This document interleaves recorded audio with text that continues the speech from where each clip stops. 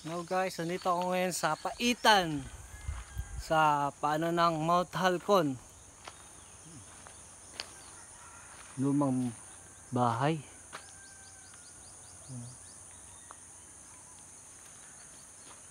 Ganda oh.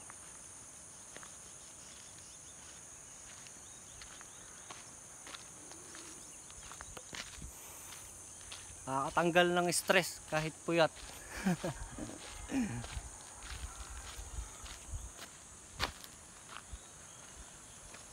Grabe, ang ganda ng bundok oh.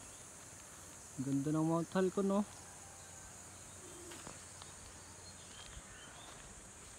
Ito yung ilog na malinaw ang tubig.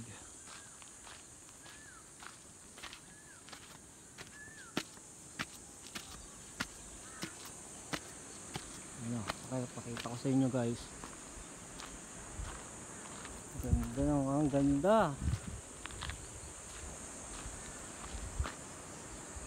Grabe oh. Sarap ng hangin.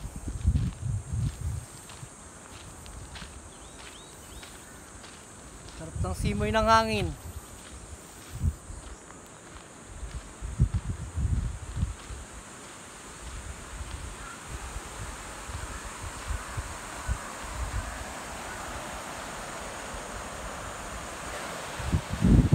Bike ng paitan.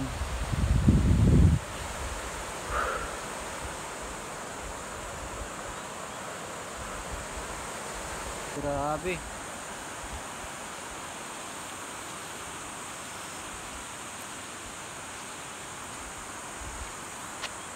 Grabe, sarap ng simoy ng hangin talaga.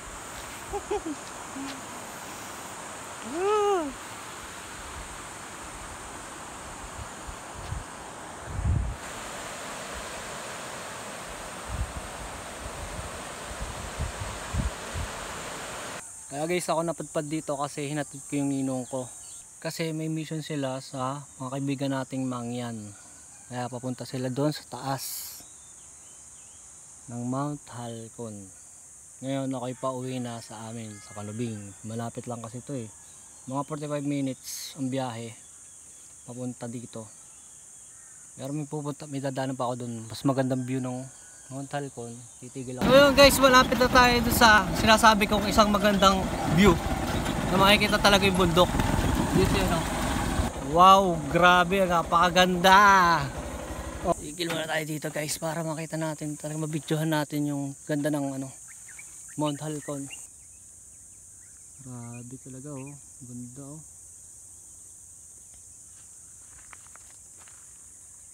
Tahimik dito oh, malayo sa mga marites. Hintayin natin sumikat yung araw guys para makita natin talaga yung tunay na ganda niya.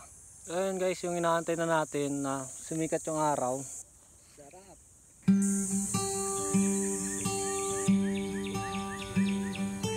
All of the branches are budding new leaves. My neighbor's grandchild is begging him, please come outside. Our garden's creatures have come to greet us. I hear a robin eagerly singing her song. Have you ever heard? Ngayon, mauwi na ako, baka ako'y mapalo. So warm. It sounds like